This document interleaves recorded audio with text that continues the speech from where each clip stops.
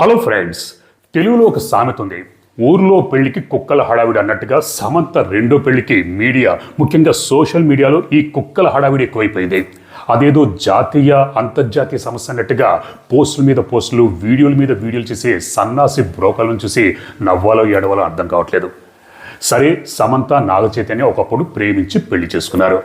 వాళ్ళ మత సాంప్రదాయం ప్రకారం క్రిస్టియన్ పద్ధతిలో, హిందూ పద్ధతిలో వాళ్ళ మ్యారేజ్ జరిగింది. ఆ తర్వాత ఆ పెళ్లి పెటాకులైంది.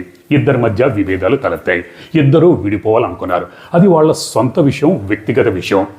ఆ తర్వాత చట్ట ప్రకారంగా గౌరవప్రదంగా ఇద్దరూ విడాకులు తీసుకున్నారు. ఎవరి జీవితం వాళ్ళు బతకాలనుకున్నారు. అప్పుడు కూడా నాగచైతన్య మీద విపరీతమైన కామెంట్స్, ట్రోలింగు, ఇక సమంత మీద చెప్పలేని ట్రోలింగు, కామెంట్స్. ఇదంతా అవసరమా?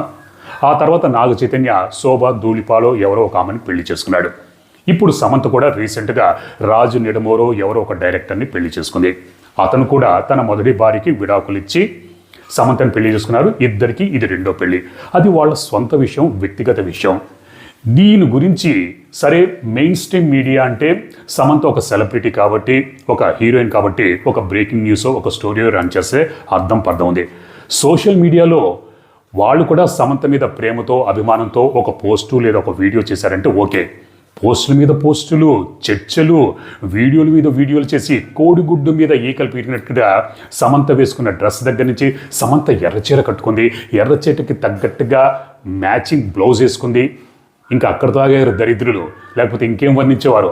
ఎర్ర చీర కట్టుకుంటే ఏంటి, బ్లూ చీర కట్టుకుంటే ఏంటి, ఈ ఎర్ర చీరకున్న బార్డరు, దాని డిజైను, ఆ డిజైన్ ఎవరు తయారు చేశారు, ఆ ఎర్ర చీరని ఎవరు తయారు చేశారు, వాడి పుట్టు పూర్వోత్తరాలు, అలాగే సమంత పెట్టుకున్న ఉంగరం డైమండ్ రింగా లేకపోతే నకిలీదా, ఆ రింగుకు ఉన్న డిజైన్లు, దాని పలకలు, దాని వంపులు, అలాగే ఆ డైమండ్ అసలు ఎవరు తయారు చేశారు, దానికి ఉన్న విశిష్టత ఏంటి. ఒకప్పుడు షాజహాన్ భార్య నూర్జహాన్ పెట్టుకుంది, ఇప్పుడు సమంత పెట్టుకుంది. ఆ డైమండ్ రింగు పెట్టుకోవడం వల్ల సమంతకి ఇక తిరుగుండదు, పెరుగుండదు, తరుగుండదు. ఎందుకు ఇవన్నీ అవసరమా? డైమండ్ రింగు తనకి ఇష్టం వచ్చినట్టుగా పెట్టుకుంటుంది. దాని ఖరీదు ఒకడేమో 50 లక్షలు అంటే ఒకటి 40 లక్షలు. 50 లక్షలు కాకపోతే 5 కోట్లు పెట్టి ఉంగరం పెట్టుకుంటుంది. మీకేంటి నొప్పి? మనం ఏమన్నా ఒక తులం బంగారం కొనుక్కునే మొహాలా? అది కూడా కాదు. ఇక ఇవన్నీ వర్ణించి చెప్పి వీడియోల మీద వీడియోలు చేస్తున్నారంటే ఎంత పని పాట లేకుండా ఉన్నారో మనం అర్థం చేసుకోవచ్చు. కొంతమంది యూట్యూబర్స్, ముఖ్యంగా వాడు జర్నలిస్ట్ ముసుగులో వీడియోల మీద వీడియోలు చేసి కోడిగుడ్డ మీద ఈకలు పెట్టినట్టుగా సమంత పెళ్లి భూతశుద్ధ పద్ధతిలో జరిగింది. సమంత గుళ్ళో పెళ్లి చేసుకుంది, బళ్ళో పెళ్లి చేసుకుంది, లేకపోతే ఇంకో చోట పెళ్లి చేసుకుంది. ఎక్కడ పెళ్లి చేసుకుంటే మనకెందుకు? పెళ్లి చేసుకుంది, హ్యాపీగా ఉంటుంది. అది తన స్వంత వ్యక్తిగత విషయం. మిమ్మల్ని ఏమన్నా పెళ్లికి పిలిచిందా అంటే కనీసం గుమ్మం కూడా తొక్కలేదు.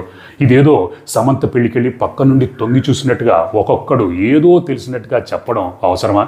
ఇదేమన్నా జాతీయ సమస్య, అంతర్జాతీయ సమస్య? సమంత పెళ్లి వల్ల దేశానికి ఏమన్నా లాభమా, నష్టమా? నాగచైతన్య పెళ్లి వల్ల దేశానికి ఏమన్నా లాభమా, నష్టమా? రే, కొద్దిగా నన్ను మర్యాద పెట్టుకుంటారా? ఎందుకు ఇది ఇంత? ఈ జర్నలిస్ట్ ముసుగులో మహిళలు కావచ్చు, లేకపోతే ఈ మగాళ్ళు కూడా, అది ఫేస్బుక్ కన్నా ఇన్స్టా కావచ్చు, యూట్యూబ్లో పోస్ట్ మీద పోస్టులు, దాని మీద చర్చలు. ఎందుకు ఇదంతా? ఈ జర్నలిస్ట్ ముసుగులో కొంతమంది ఈ కులాన్ని, మతాన్ని, భక్తిని ఎగదోసే వాళ్ళు ఉంటారు. పోస్టుల మీద పోస్టులు పెట్టి పబ్బం గడుపుకునే వాళ్ళు ఉంటారు. వాళ్ళు శవం మీద పేలాలు ఏరుకునే వాళ్ళతో సమానం. వాళ్ళకి బుద్ధి రాదు. వాళ్ళ ముఖం మీద గాండ్రించి చూసినా సరే ఇటువంటి వీడియోలు, ఇటువంటి పోస్టులు పెడుతూనే ఉంటారు. మరి దీనికి ఏంటి పరిష్కారం అంటే ఏముంది? సింపుల్. అటువంటి యూట్యూబ్ ఛానల్స్ చూడకుండా ఉండాలి, అన్సబ్స్క్రైబ్ చేయాలి. అప్పుడే ఇటువంటి వీడియోలు ఒకదాని తర్వాత ఒకటి పెట్టకుండా ఉంటారు. నా దరిద్రం కొద్దీ అటువంటి సన్నాసు బ్రోకర్ల గురించి వీడియో చేయాల్సి వస్తుంది. ఎక్కడి నుంచి వస్తారో ఏంటో అర్థమే కాదు. సరే, ఇంత మించి చెప్పేదేమీ లేదు. మన క్రైమ్ వీడియోలో తర్వాత నెక్స్ట్ వీడియోలో నేను మిమ్మల్ని కలుసుకుంటాను. Thanks for watching.